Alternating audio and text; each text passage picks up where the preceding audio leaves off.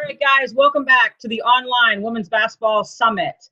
Today, I'm speaking with Kristin Karat, the head coach at Cedar Crest College and the assistant director of athletic performance. Kristin, it is great to have you. Thank you for being on the call. Thank you so much for having me. I'm excited to be here.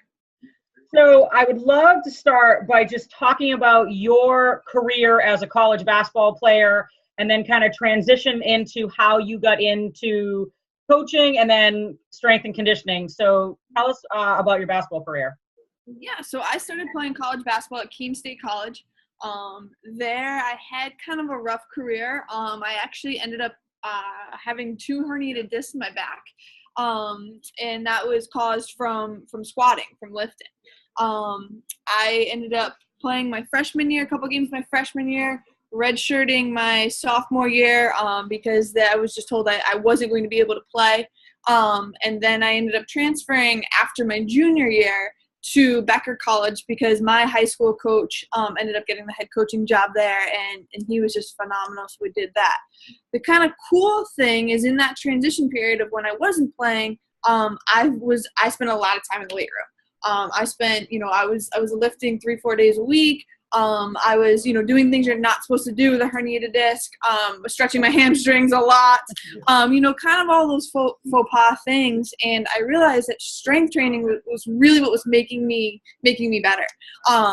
So I spent that entire year that I wasn't playing my junior year. I knew I was going to transfer and just got myself healthy there. Once I got to Becker, we ended up, our first year we had the most wins in school history. My second year, we ended up winning our conference tournament at the time. They were in the NAC at the time, and making it to the NCAA tournament. So it was awesome. And I played the most minutes in the league. I averaged 38 minutes a game for someone who, had a back injury. From that point on, I was already majoring in exercise science.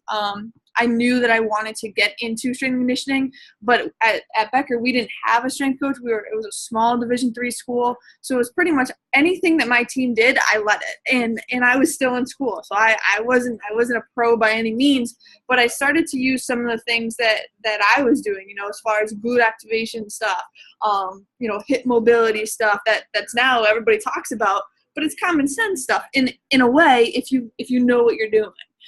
So we did, of course I did some stupid things like back squats for days and some of that stuff with athletes who didn't know what they were doing.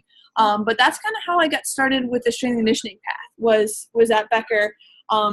Once I graduated, they actually hired me as a strength and conditioning coach for as many sports as wanting, who wanted to use me. And as a D3 school, just starting the program, there were some sports that were like, oh my God, yes, like we want to use you. And some sports that were like, no, it's all right, cool. I'll have a, personal trainer at Cardio Express or something like that, write our program. And I was like, cool, I want to work with whoever wants to work with me. So after I did the full season of that, I worked with women's basketball, of course, men's and women's soccer, and field hockey. I ended up getting an internship at Marquette University.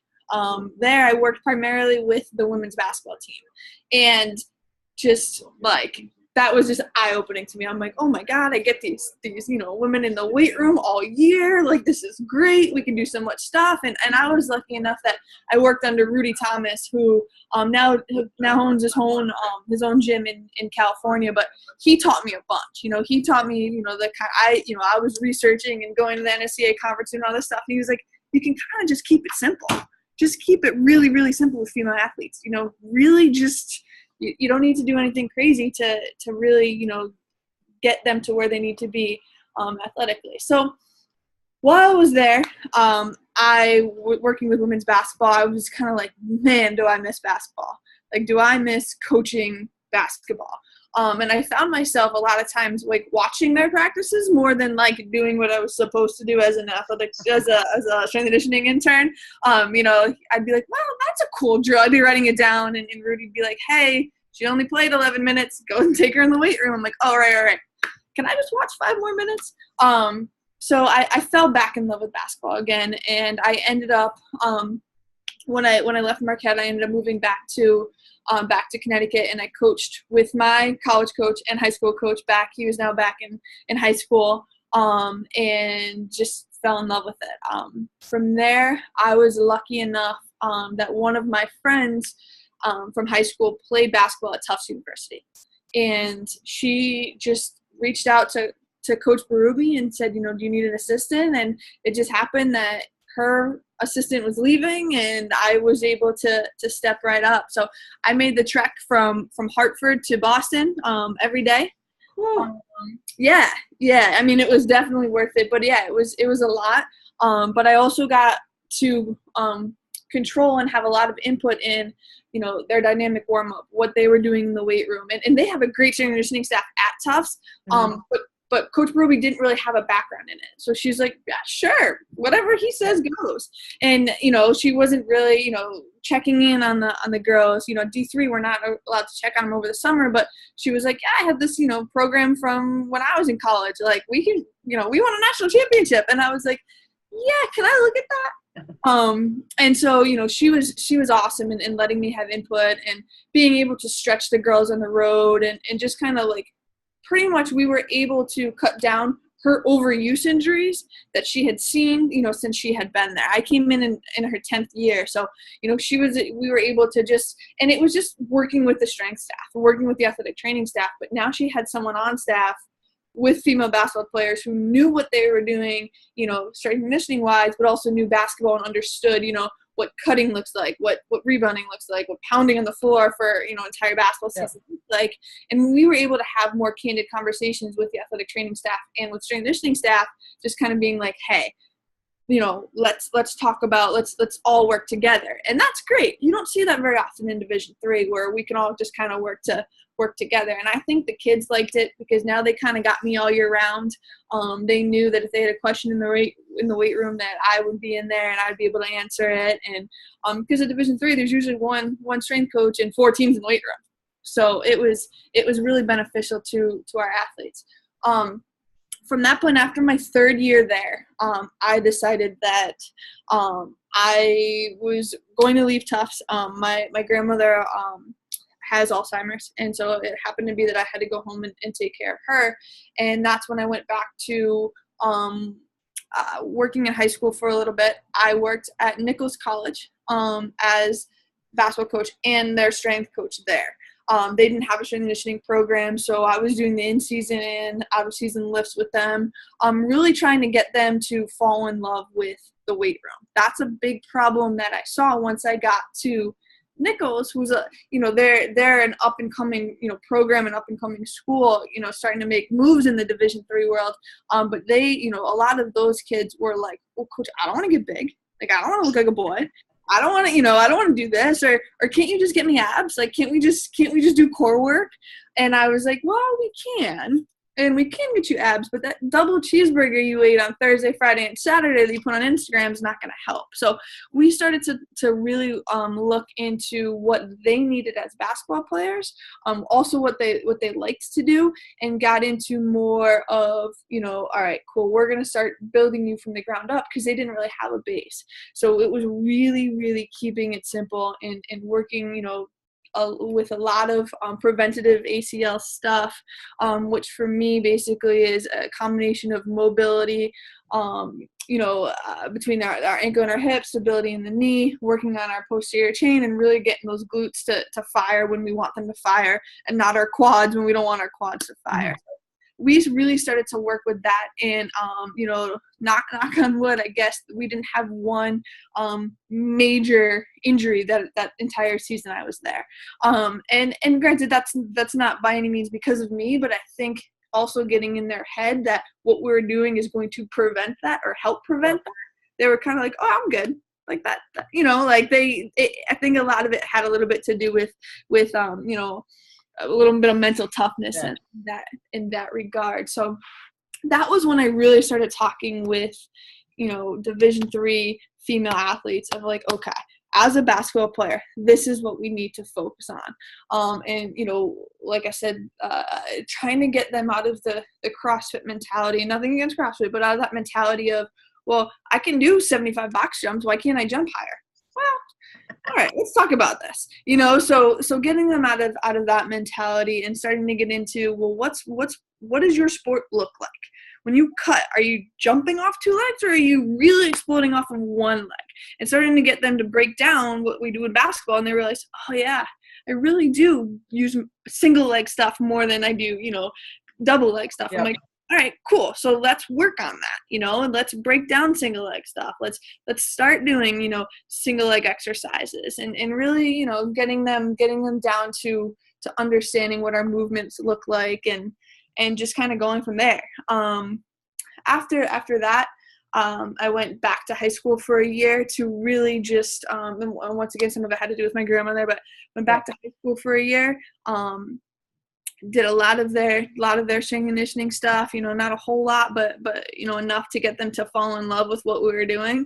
And then I got the job at Cedar Crest, and that was really exciting for me because I'm literally starting the strength and conditioning program for all of our 9 sports.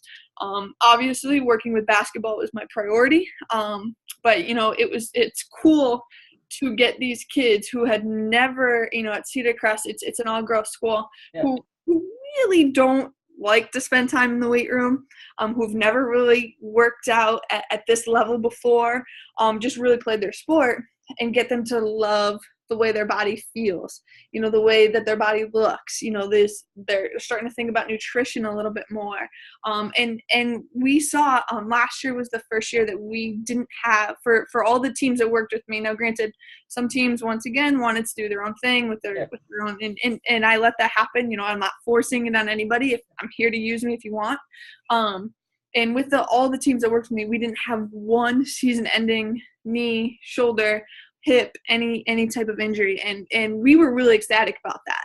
I know my athletic director, who spent 19 years in sports medicine, was like, this is kind of cool. Like, they bought in, and they're okay. I'm like, yeah, they're not Olympic athletes right now, but they're not injured. They're able to continue playing in their sport, and that's what was important for us. As far as basketball is concerned, is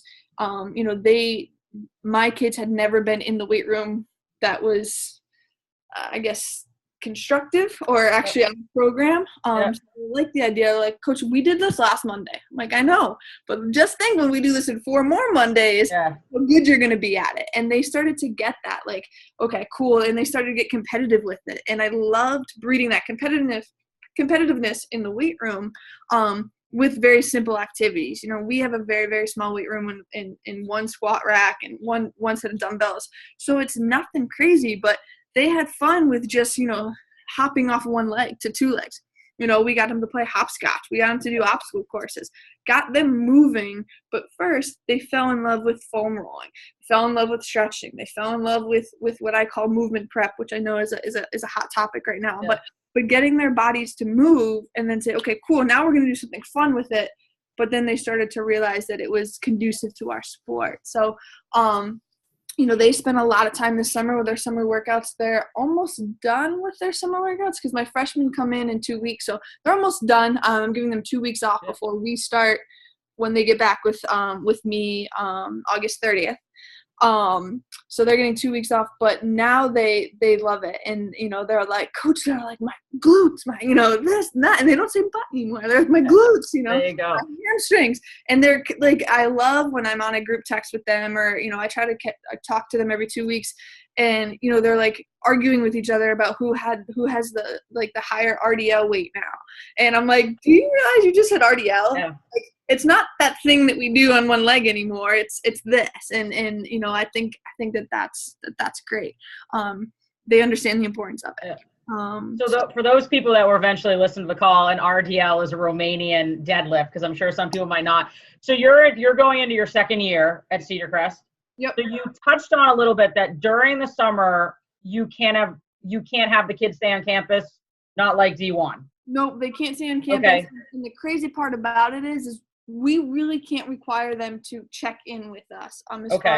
We can't monitor, are they working out or not. I mean, we can say, hey, like, hope your workout's going well. Hope you're doing your summer packet. Okay. We can't say, like, all right, what did you do for bench press on Tuesday? What did you do?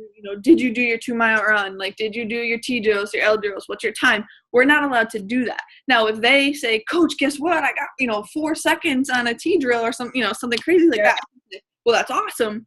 but I can't require them to check in. So it is great when I hear them talking about it now, especially amongst each other, because now I know that it's not me making them do it. Now they're seeing the benefit of doing it. So with the strength and conditioning packet that you gave them for this summer, did you, obviously strength and conditioning is in it, did you include basketball skill specific stuff, or is it more just in the weight room? Yeah, no, sure did.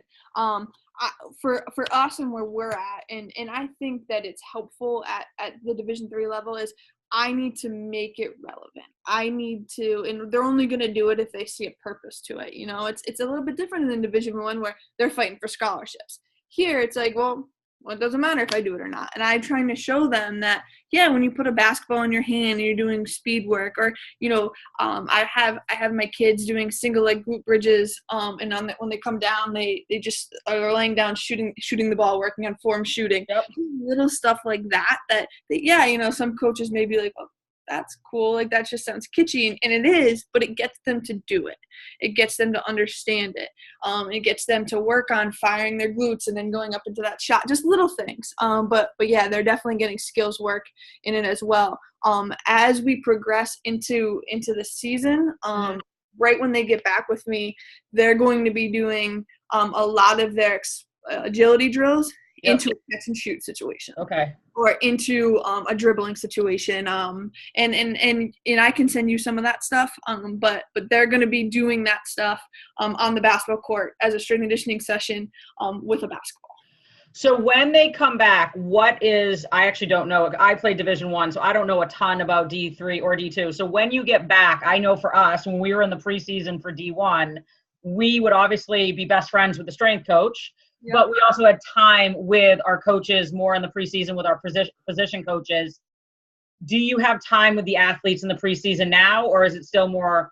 No, you do not. The only reason I'm lucky. I'm you know, very fortunate to be in the position where I'm at. The only reason that I get to work with my kids is because I am our performance coach. Got it.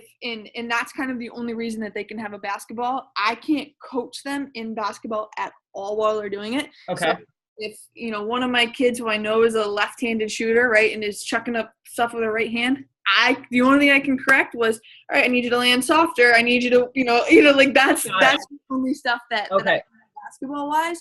But no, we're not allowed to start basketball specific stuff until October 15th. All right, so when the season really starts. So you touched on this a little bit when we were talking about kind of your career path. We were talking about ACL injuries. The ACL epidemic is out of control right now, and you touched on some things that I think are very, very important, that the ankles are mobile, the knees stable, the hips mobile. What do you think if I said, give me like the top 3 reasons you think female athletes, especially basketball players, are tearing their ACLs? What do you think are like the top 2 or 3 things why they're doing it? I mean, number one, you know, as females, and we all know this, but we're quad dominant. And I think, you know, a lot of kids nowadays are playing multiple sports or playing one sport for so long, staying in that position, just overuse that their bodies aren't ready for some of that stuff. So being completely quad dominant, I think the amount of hip flexor issues that I walked into at Cedar Crest were just unreal, and it's because they just didn't understand. They're like, well, what do you mean that's connected to this? I don't get it. My hip hurts. I'm like, right, we need to get that more mobile, because the way that you're landing right now, you're landing like this. I need you to be here. So talking to them a little bit more about activating their glutes when they do stuff. I think, you know, obviously the hip mobility is a huge issue. A lot of my athletes weren't really aware of how their body moved. You know, I videoed a lot for my kids of all of our sports, saying, okay, I want you to jump up and down, and I would show them to them. They're like, oh, coach, I look like that? I'm like, yeah, but that's what we need to fix. Like, that's why the inside of your knee hurts. That's why you're getting these overuse injuries. So just getting them to move better. And that's a term that I use in the weight room all the time is I just want you to move better. I want you to move more freely. I want the quality of movement to be better. Like, I don't need you under a squat rack or doing, you know, hang cleans. We've touched on Olympic lifting with my athletes, but we don't move well. So we can't do that yet. So, I stress them, we need to get you to move better. But I would say just the lack of being able to fire their glutes when needed. I think, as most of the time in females, you see their ACLs tearing, either when they're decelerating and cutting or just planting and cutting. Yeah. I think once again, obviously we know the deceleration thing is our hamstrings. They're quad dominant and they don't know how to use their hamstrings. So just getting that posterior chain to activate, to work, to remember that, those quads need a break every once in a while. So again, for everyone listening, the posterior chain, we're talking more about the glutes, the hips, the hamstrings. So your athletes, I think, are just lucky because they have your expertise of being a strength coach, but then also being a basketball coach. So once the season starts, October 15th, so you're in season, how much time will you devote to being in the weight room once the season starts? Yeah, so in a perfect world, and once again, it's tough with Division III because I'm so limited with the amount of hours I can spend with them. Which is how much? Do you, off the top of your head? I think it's 40 hours a week I get to spend. Okay. But that includes practice, that includes travel, that includes all this type of stuff. It's a little blurred for me once again because I do get to see them in the weight room, but it's not a lot of time. But actually, I believe it's 22 hours a week. But anyway, so we try to devote at least one day in the weight room, one in-season lift a week, and then they know that they need to, 30 minutes before practice starts, I make them be on the court 30 minutes before practice starts doing basketball stuff. So 30 minutes before that, so essentially an hour before we start practice, they need to be foam rolling. They need to be getting in with their lacrosse balls or tennis balls, doing the stretches for who, whatever they may need, whether it's some hip mobility stuff, whether it's getting into their glutes with a lacrosse ball, tennis ball, whether it's some shoulder mobility stuff. They know what they need to do for that individual person.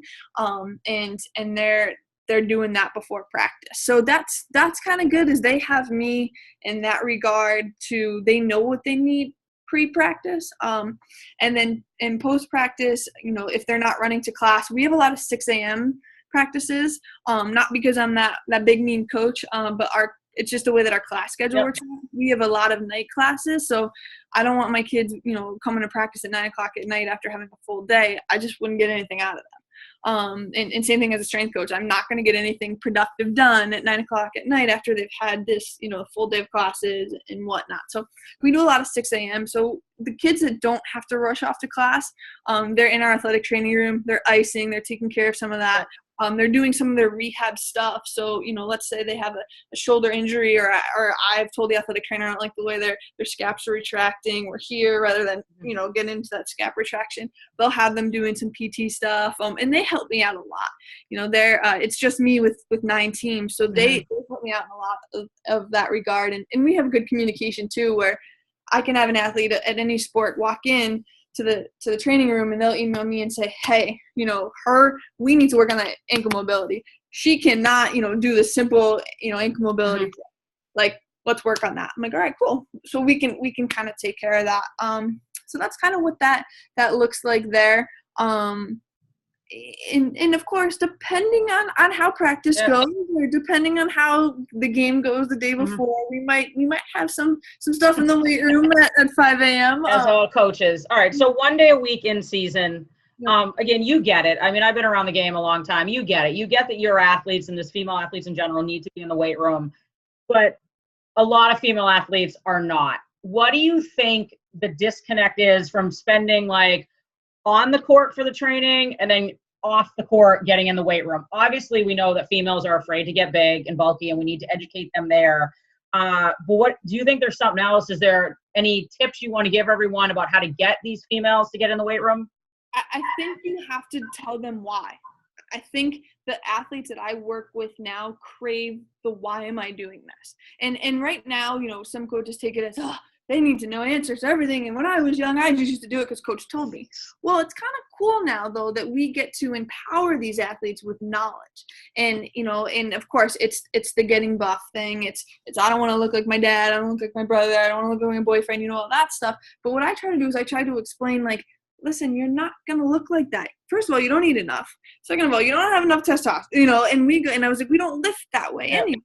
But I think that they crave that knowledge. If you tell them why they're doing what they're doing and how it's going to benefit them, unfortunately, that's just where we are in society. If they know it benefits them and how it benefits them,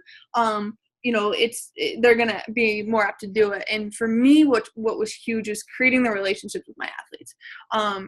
I made it a point last year to go to every single home game and sit on their bench and be their biggest fan.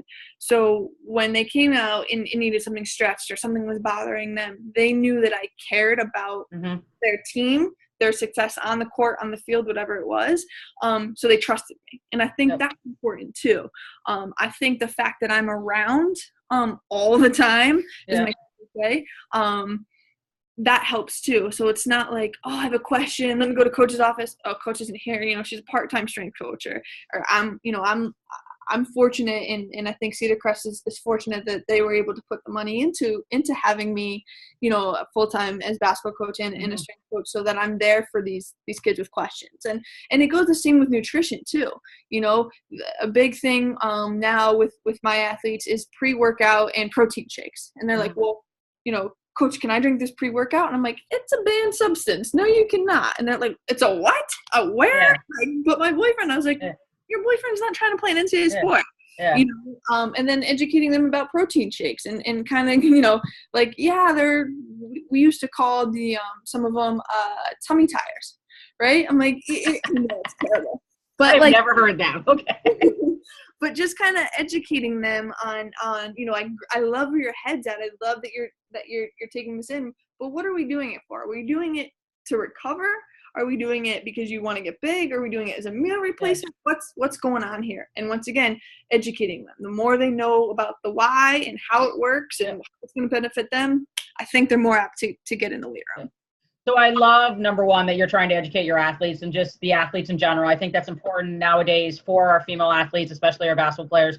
We need to educate them, which I think when we are educating them and they know why they're doing something, it helps to empower them. It helps to build confidence. And I feel like that is such a missing link with female athletes. So I love that you're doing that. I love everything about you with what you're doing at Cedar Crest. I think it's awesome. So we touched on a lot. Is there anything else you kind of want to just on any more, go over? I mean, I would just say for D3 coaches, is if they are out there, both basketball or other sport coaches, just give it time. Your athletes aren't going to buy in 100% right away. It's all about, what is your programming beneficial to them? And I know that sounds crazy because you and I are like, of course it is, but they may not see that. Does it fit with their class schedule? Is it too long? Is it too short? Like, are you throwing too much science at them? That type of stuff. But just stick with it. And for D3 strength coaches out there who I know are gonna watch this, just keep doing what you're doing and just work with the athletes that buy into it. Work with the athletes that want to work with you and start there. And I guarantee you, once one or two start to see that you care and they're not getting injured, they're getting stronger, they're getting faster, they're playing better, then you're gonna get everyone to fall in line. And that's where we're at in the D3 world. And that's kind of awesome. I think that's more rewarding as a coach is when you have 4 or 5 athletes that are like, all right, coach, I'm bought in. You have those 3 or 4 that I actually I'm gonna go to study hall. And I'm like, okay, at Division 3 we can say that's what we have. You're always gonna get people that buy in, and you're always gonna get kids that don't. Yep, I don't want to say don't waste your time with the kids that don't buy in, because of course you do need to try, but at a certain point you're just like, okay, cool. Eventually they will come around when they start to see the benefits of what you're doing with the athletes. So Kristin, I love chatting with you today. If someone wants to find out more about you and what you're doing with Cedar Crest for basketball and in the strength and conditioning world, how can they find you? Yeah, so I'm all over social media. My Instagram page is Coach Karat, I believe.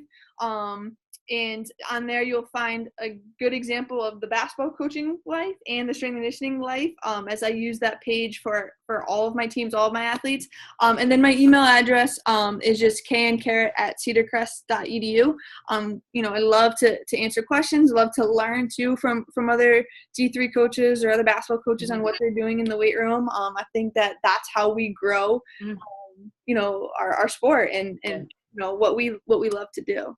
So what we'll do for everyone listening is we'll put a link below this where, if Kristin's okay with it, we'll share some of her drills she does strength and conditioning wise, but then some basketball drills that you guys can follow. So again, Kristin, it was great talking to you. I look forward to hopefully seeing you in person soon. Yes, definitely. And thank you. This was a blast.